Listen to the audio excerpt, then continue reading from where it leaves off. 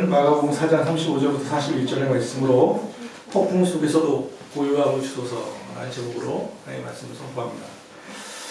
예전 저희 선배도 그랬고요. 또 몇 년 전에 TV에서도 그런 게 나오긴 하던데요. 그 서울역에서 공부하는 사람들 혹시 아십니까? 그러니까 도서관이나 도서실에서 공부하지 않고 서울역에서 그 티켓 파는 그 시끄러운 곳 있잖아요. 요즘은 노숙자들이 워낙 많아서 어떻게 되는지 모르겠지만 제가 대학 다닐 때 저희 선배도 그랬었고요. 또 얼마 전 TV에도 그렇게 나오더라고요. 그분은 아마 고시 준비했던 걸로 기억하는데 고시 준비하면서 공부를 서울역에서 하는 거예요. 이유가 뭔가 물어봤더니 집중력을 키우기 위해서 그렇대요. 그러니까 엄청 시끄러운 곳에서 공부를 제대로 된 공부를 하고 싶은 거죠.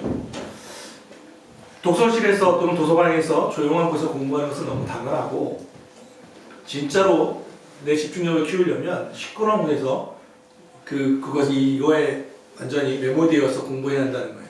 그래서 그것을 키우기 위해서 일부러 서울역에서 공부하는 선배를 알고 있습니다. 그런데 이런 이야기가 보니까 그 책은담이라고 하는 저 중국 고전이 있습니다. 오를 얘기하면 뭐 유대인들의 탈무드 같은 책인데요. 이 책은담에 보면 이런 글이 써 있어요. 고요한 가운데의 고요는 참 고요가 아니오. 시끄러운 곳에서 고요함을 얻어와야 비로소 이것이 타고난 마음의 참 경계이다. 무슨 얘기냐면 고요한 곳에서 다 고요한 것은 누구나 다 할 수 있다는 거예요. 그런데 진짜 고요한 것은 아주 시끄러운 곳에서 내 마음에 고요함이 있다면 이 사람은 진짜 마음의 경계, 우리로 얘기하면 뭐라고 할까요? 마음의 진짜 평안함을 가지고 있는 것이다. 아마 옳은 말이죠. 고요한 환경 속에서 고요한 것은 어찌 보면 누구나 다 할 수 있는 일이기도 합니다. 물론 감사한 환경에서 감사하지 않는 일도 많이 있지만 고요한 가운데, 왜 도서관에서 떠드는 애들 있잖아요. 시끄러운 데서 공부 못하고. 그러니까 다 그렇다고 할 수 없지만 일반적으로 조용한 곳에서 조용하게 공부하는 것은 누구나 다 할 수 있어요. 고요함을 누릴 수는 있어요. 그런데 진짜 고요함이란 아주 시끄럽고 소란스러운 환경 속에서도 고요하게 자기 마음을 다스릴 수 있는 사람, 그 사람이 진짜 고요함을 누릴 수 있는 평안한 사람이라는 거죠. 사람을 환경에 대처하는 스타일에 따라서 세 종류로 나눕니다. 첫째는 환경에 좌우되는 종속적 인간이라고 말합니다. 동화적 인간이라고 하는데요. 환경에 따라서 이렇게도 되고 저렇게도 되는 사람들. 그러니까 언제나 남을 따라가서 살아가는 사람들. 친구 따라 강남 가는 스타일이죠. 그러니까 누가 기뻐하면 함께 기뻐하고 누군가가 슬퍼하면 슬퍼하는 거예요. 제가 예전에 젊었을 때는 여자분들이 이해를 못해서 자매들을 막 울어요. 왜 우냐고 물으니까 모르는데 근데 앞에 사람이 울면 막 울어. 이유가 뭔지 모르는데 막 울었어요. 이해를 못했거든요. 요즘 제가 갱년기를 알면서 저도 이해를 하겠어요. 저도 왜 남이 막 울면 눈물 나고 괜히 슬퍼지고 그런 것 같아요. 그러니까 이유는 몰라요. 그런데 누가 울면 그냥 울게 되고 누가 웃으면 그냥 웃게 되는 거예요. 동화적인 사람이죠. 그런데 이게 웃고 우는 것의 문제를 떠나서 마음이 누군가를 미워하면 나도 그 사람에 대한 아무런 감정이 없는데 같이 있다 보면 나도 그냥 그 사람을 싫어하게 되는 거예요. 누군가 뒷담화하는 현장에 있으면 나도 이 사람과는 그런 관계가 없었는데 거기에 물들게 되는 거예요. 오죽하면 우리나라 속담에 까마귀 오는데 백로야 가지 마라 라는 말이 있겠습니까? 그러니까 까마귀가 놀고 있으면 아무리 흰 백로라 하더라도 그곳에 가면 백로도 까마귀처럼 검어진다는 거죠. 그것에 대한 경계입니다.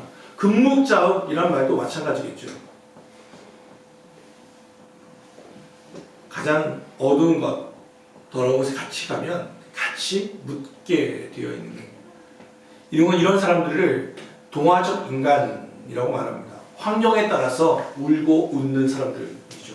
환경에 지배를 받는 사람들이에요. 두 번째 사람은 한거 체질, 그러니까 쉽게 얘기하면 부동화적 사람, 반항하는 사람이라고 표현하는데요. 이런 사람들은 거스르고 튕기는 사람입니다. 그러니까 이 사람들은 비판적인 사람이고 무언가 남들이 다 얘라고 말할 때 혼자 아니라고 할 수 있는 사람들이죠. 그런데 그게 아니라고 하는 것이 습관적 노를 외치는 사람들이에요. 내가 아니요 라고만 외쳐야만 자기가 살아남는 줄 아는 철저한 반항심을 가지고 있는 사람들이죠. 남들은 다 좋은 것을 바라보지만 이 사람은 비판적인 것을 봐요. 다 된다고 얘기할 때 이 사람은 안 된다고 말합니다.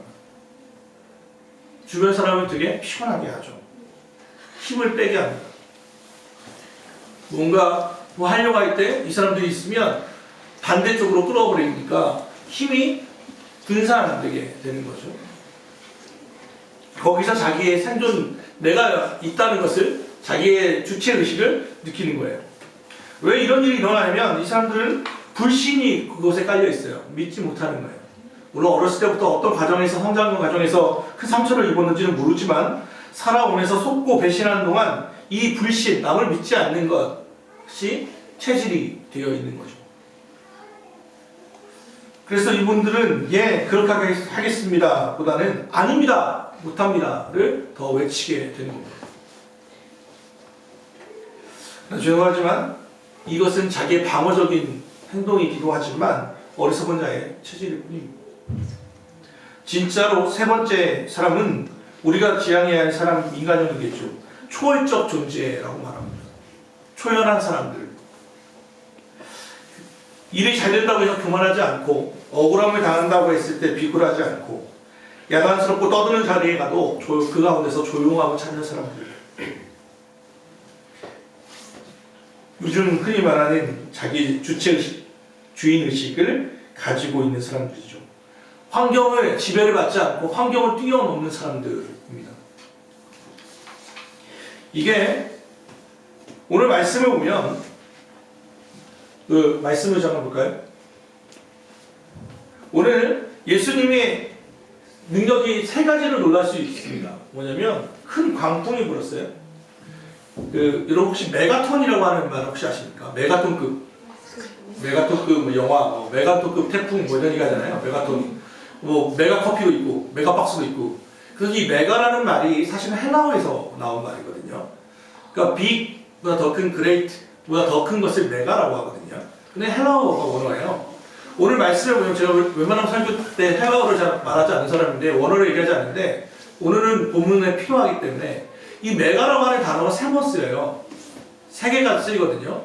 어디에 쓰이냐면 37절에 큰 광풍이 일어나며 할 때 이 광풍이 앞에 크니 메가톤급 광풍이에요. 그러니까 아주 큰 거예요. 그러니까 사람들이 얼마나 컸냐면 사람들이 어부 출신이 제자들도 놀랄 만큼 컸어요. 그게 메가톤급이에요. 두 번째는 어디서냐면 다음 절로 넘겨주시죠. 예수님이 깨어서 바람을 꾸짖으시며 바다더러 이르시되 잠잠하라 고요하시니 바람이 그치고 아주 잔잔해지더라 할 때 이 아주가 메가톤급이에요. 아주 큰 광풍도 아주 컸고 잠잠케 한 것도 아주 잔잔해진 거예요. 그러니까 소리 아예 미동의 소리도 들리지 않은 상태. 그러니까 메가톤급 고요함이에요. 마지막 아주라는 말이 어디에 쓰이냐면 여기 있어요. 그들이 심히 두려워하여 할 때 이 심히가 메가톤이에요. 그들 놀란 것이 아주 놀란 거예요. 그러니까 쉽게 말하면 이 제자들은 어떤 사람들이냐면 환경에 쓰이는 첫 번째 동화적 사람인 거예요. 광풍이 아주 커서 크게 놀라고 하나님의 능력이 잠잠케 하고 하나님의 능력을 보면서 예수님의 능력을 보면서 아주 크게 놀란 사람이에요. 그러니까 극과 극을 뛰어넘는 거예요. 환경에 따라서. 이들의 다시 앞쪽으로 가보면 예수님한테 하는 말이 재밌어요. 예수님께 이렇게 얘기하죠. 38절. 예수께서 그 고문에서 제 베개를 베고 주무신 제자들이 깨우며 이르시되 뭐라고 불렀습니까? 같이 읽어볼까요? 시작. 선생님이요. 여기서 주목해야 할 게 두 가지죠. 첫째는 예수님에 대한 호칭이에요. 뭐라고 부르죠? 선생님이에요. 이들은 이미 예수님을 따르는 제자들이에요. 하나님의 아들인 것을 믿고 자기의 삶을 버린 사람들이에요. 그물을 버려두고 쫓았고 세관에 앉았던 마태는 자기 직업을 버리고 예수님을 쫓았어요. 엄청난 결단을 하고 예수님을 쫓아요. 그런데 큰 광풍이 일어나니까 예수님이 주님으로 부르지 않아요. 뭐라고 불러요? 선생님, 랍비예요. 하나님의 능력이 이 능력을 의지하지 않는 그들의 호칭인 거예요. 선생님, 좀 심하게 말하면 아저씨, 선생님, 스승님이에요. 그 전까지는 주여라고 외쳤단 말이에요. 하나님의 아들이시여 라고 부르다가 큰 광풍이 일어나니까 뭐라고 그러면 선생님? 거기서 원망이잖아요. 뭐라고? 우리가 죽게 된 것을 돌보지 않습니까? 죽어요? 안 죽어요. 그럼 왜 놀라요? 앞서 얘기했잖아요. 메가톤급 태풍이었다니까요. 자기 어부 출신이었던 제자들이 보기에, 자기들이 보기에는 이 광풍은 자기 경험과 능력으로는 도저히 헤쳐나올 수 없는, 있을 수 없는 광풍이었어요. 미친 바람이었어요. 그러니까 외치는 거예요. 나 우리 다 죽게 됐구나. 자기의 환경을 어떻게 해요? 과장하고 포장해서 우리 다 죽었는데 하나님, 선생님 우리 안 살려줄 거예요? 원망의 말이에요. 근데 진짜 놀라야 하는 게 뭐냐면 예수님의 능력도 놀랍고 능력에 놀라는 제자들의 반응도 놀랍지만 진짜 놀라야 할 건 뭐냐면 이런 광풍이 불고 있는데 38절 예수께서는 고문에서 베개를 베고 주무셨다는 거예요. 주무시고 계시다는 거죠. 두 가지 알 수 있겠죠. 첫째, 예수님이 되게 피곤했구나. 그런데 이게 그렇게만 해석하기는 어려운 이유가 뭐냐면 물결이 배에 부딪혀 들어오면 배에 가득하게 되었다. 물이 배에 가득하게 되었어요. 침몰 직전이었다는 뜻이에요. 그럼 여러분 생각해 보세요. 여기에는 무슨 선실이 있는 게 아니고 그냥 배예요. 갈릴리에 있는 배들은 보면. 그런데 그 배에 광풍이 불고 하면 그 바닷물이 어떻게 되겠어요? 온몸을 때리고 있을 거란 말이에요. 그런데 그러면 예수님께서 근데 어떻게 주무시죠? 수면제를 드신 거예요? 이것은 상징적 행위예요. 단순히 피곤해서만 주무셨다로만 볼 수 없는 일인 거예요. 예수님은 일부러 주무시고 계시는 거예요. 왜요? 당신은 풍랑 속에서도 고요하게 주무실 수 있어요. 하나님에 대한 신뢰를 바탕으로 하나님에 대한 믿음을 가지고 있기 때문이죠. 하나님 풍랑을 고요케 하는 능력도 있지만 진짜 중요한 그 능력은 어디서 왔냐면 풍랑 속에서도 자기 마음의 평안함을, 고요함을 간직할 수 있었던 능력이라는 거예요. 이런 말이 있어요. 하나님을 진정으로 두려워한다면 그 밖에 두려워할 것은 아무것도 없다. 이 말은 누가 했냐면 우리 교회 장로교회 창시자인 칼뱅에 대해서 그가 죽었을 때 제자들이 그 동료들이 했던 말이에요. 이 칼뱅은 어떤 사람이냐면 하나님을 진짜 두려워했기 때문에 다른 어떤 것도 두려워하지 않았던 사람이에요. 세상의 권력을 두려워하지 않았던 사람이에요. 죽음을 두려워하지 않았던 사람이에요. 왜? 하나님을 가장 진짜 두려워했기 때문에. 제 무덤에도 이런 글이 쓰일 수 있다면 얼마나 좋을까요? 신영 목사는 진짜 하나님을 두려워했기 때문에 사람을 두려워하지 않았어요. 가난을 두려워하지 않았어. 질병을 두려워하지 않았어. 근데 이 말은 어디서 들어온 것 같지 않아요? 갈라디아서 1장 10절 내가 하나님을 두려워하랴 사람을 두려워하랴. 내가 만약 사람을 두려워한다면 하나님의 종이 아니니라. 사도 바울의 고백이 아닙니까?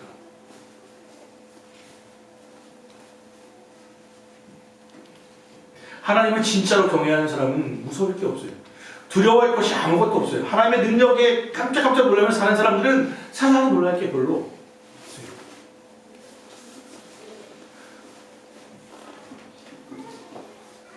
없어요. 큰 광풍에 놀라고 아주 잠잠해져서 놀라고 하나님의 능력에 또 놀라고 계속해서 놀라고 살아가죠. 예수님은 너무 깊이 잠드셔서 풍랑이 있는 줄 모르셨던 게 아니라 앞서 말한 것처럼 그 가운데 상징의 힘이 이 광풍이 나를 해치지 못할 거라는 것을 그는 알고 있었습니다. 죄송하지만 여러분 비행기 타는 거 좋아하십니까? 아시는 것처럼 비행기는 사고가 나면 땅콩 모양 아닌 이상 대부분 치명적 비행기 사고가 그래서 무서운 거죠. 사고가 났다 하면 생존율이 너무도 낮기 때문에 그렇습니다. 그래도 불구하고 여전히 우리는 비행기를 탑니다. 그것도 비싼 가격을 내고 돈을 내고 11시간, 13시간을 돈을 주고 탑니다. 왜 그렇습니까? 내가 탄 배는, 내 비행기는 떨어지지 않을 거라는 믿음 때문에 아닙니까? 자동차 사고는 평균 보니까 30% 정도, 그러니까 정말 높더라고요. 그러니까 접촉사고부터 해가지고 사람들이 보통 30% 이상은 사고가 난대요. 그런데 여전히 우리도 여전히 차를 운전하고 다닙니다. 왜 그렇죠? 이것이 주는 유익이 크기 때문에 그렇습니다. 그리고 나는 아닌 거라고 하는 근거 없는 자신감이 있기 때문에 그렇죠. 조심합니다. 물론 조심하고 운전해야 하지만 그 바탕은 믿을 신이 있기 때문에 그렇습니다. 오늘 예수님은 40절에 보면 어찌하여 이렇게 무서워하느냐, 무엇을 너희가 어찌 믿음이 없느냐라고 묻습니다. 결국 이 말은 믿음의 문제라는 거예요. 40절. 이에 제자들이 이르시되 어찌하여 이렇게 무서워하느냐, 너희가 어찌 믿음이 없느냐. 너희는 어찌 믿음이 없느냐. 마가복음은 좀 더 부정적이거든요. 마태복음은 똑같은 본문에서 믿음이 적은 자들이라고 표현하고 마가복음은 아예 없다고 표현해요. 그 말은 없는 만큼 작았다는 뜻이에요. 왜요? 왜 그렇게 된 거죠? 환경에 지배를 받았기 때문이에요. 본문에는 등장하지 않지만 똑같은 이와 비슷한 본문이 하나 나오죠. 베드로의 이야기. 아시는 것처럼 예수님이 이 본문은 예수님께서 주무시는 게 아니라 이것은 풍랑 속에서 예수님이 걸어올 때 베드로가 잘 아시는 것처럼 예수님인지 아닌지를 확인하기 위해 바다를 건너요. 물 위를 걷죠. 그러다가 갑자기 광풍이 확 불어나니까 뭘 봐요? 그 광풍을 보잖아요. 그랬더니 어떻게 됐죠? 조심한다고 봤는데 그게 어떻게 된 거예요? 주님을 바라보던 시선이 갑자기 광풍을 바라보는 순간 그의 발을 지탱하던 그 물이 늪과 같이 그를 빨아들이고 그런 곳에 빠지게 되죠. 문제를 보는 것이 아니라 주님을 바라볼 때 그게 우리의 믿음이 우리를 살린다는 것입니다. 하나님을 믿는 믿음, 하나님의 존재를 믿고 하나님의 능력을 믿고 역사를 주관하시는 하나님의 경륜과 섭리를 항상 섭리를 믿는 믿음. 요즘 아시는 것처럼 코로나19로 인해서 별일이 다 있습니다. 공포 가운데 오늘 주일을 보내는 교회들이 얼마나 많은지 모릅니다. 우리는 알지 못합니다. 왜 이런 일이, 전염병이 왜 우리 가운데 있는지 사실은 잘 알지 못합니다. 그럼에도 불구하고 믿는 것은 하나님의 섭리입니다. 하나님의 경륜입니다. 그동안 우리는 계속해서 신천지의 위험에 대해서 계속해서 이야기했었습니다. 그럼에도 불구하고 교회 다니는 이들조차도 신천지에 대해서 크게 생각하지 않았습니다. 내 일이 아니라고 무시했었습니다. 그런데 이 전염병을 통해서 이제는 안 믿는 사람들도 다 신천지가 누구인지라, 신천지의 교주가 누구인지라 그들의 포교 목록이 다 드러났습니다. 얼마나 비인간적으로 소위 출수를 하고 다니는지에 대한 것이 드러났습니다. 부작용도 다 생겨났습니다. 교회가 마치 전염병의 온상기처럼 되어버린 것처럼 되어버렸죠. 많은 교회들이 지금 예배를 온라인 예배로 바꾸기도 합니다. 특별히 대구에 있는 대형 교회들은 온라인 예배를 드리기로 하였습니다.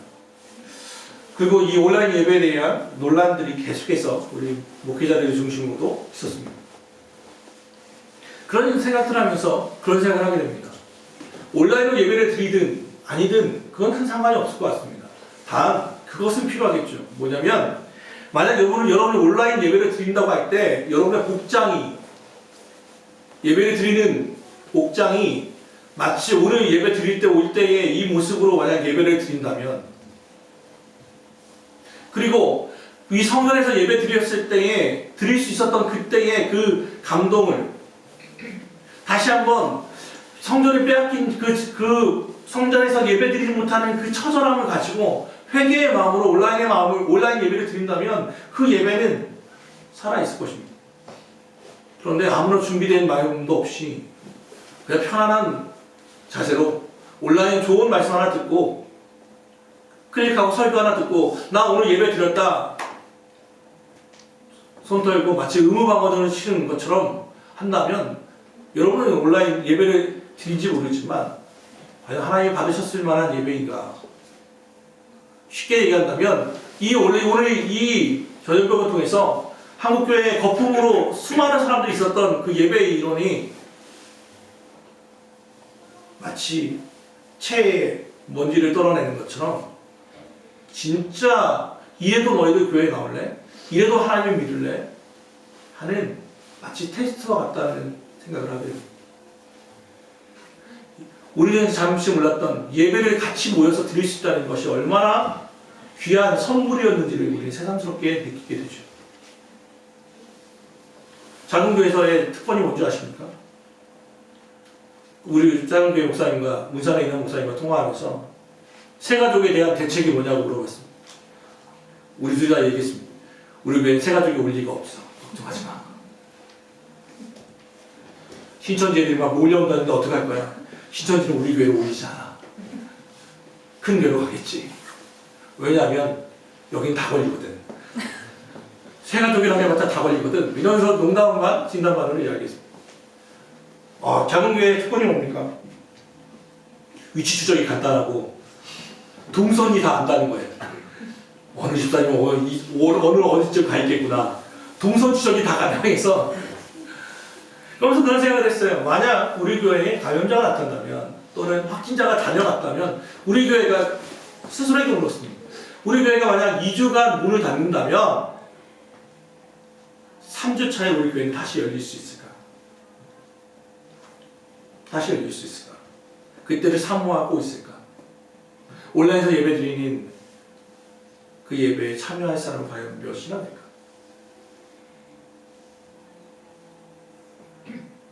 빼앗긴 성전을 다시 찾기 위해서 기도할 사람은 과연 누가 있을까? 진짜 경건에 대한 하나님의 테스트가 아닌가라는 생각도 해보게 됩니다. 그리고 그동안 신천지에 대해서 무관심했던 한국교회에 대해서 하나님이 경고하는 것은 아닌가 생각합니다. 사담이긴 하지만 그래서 저는 우리 노예에 이 신천지에 관련된 얘기를 했고 부서기로부터 아마 이번 가을 노예 때부터 이라사이비 대책위원회 위원으로 들어갈 예정입니다. 다른 일화는 모르겠고 신천지와는 끝까지 싸워나가겠다는 생각을 하게 되었습니다. 다 문제라고 생각하는데 죄송한 얘기지만 연세 많으신 목사님들밖에 계시지 않습니다. 되게 인기가 없는 위원회입니다. 싸워야 하고 공부해야 하고 욕먹어야 하고 때에 따라서는 재판에 걸리기도 하고 금전적 손해를 봐야 하고 힘든 일선에서 싸우시는 목사님들이 많습니다. 그래서 그 이유는 항상 사람이 적습니다. 사랑합니다.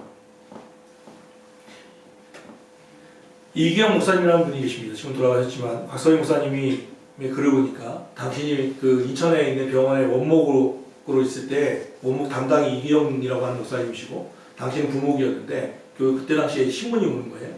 신문이 오면 이기영 목사님 보시고 자기가 이제 봐야 하는데 신문을 보니까 신문을 와가지고 제가 목사님 보시고 저도 좀 기다리고 있는데 갑자기 신문을 들고 두드려 말고 나가시더래요.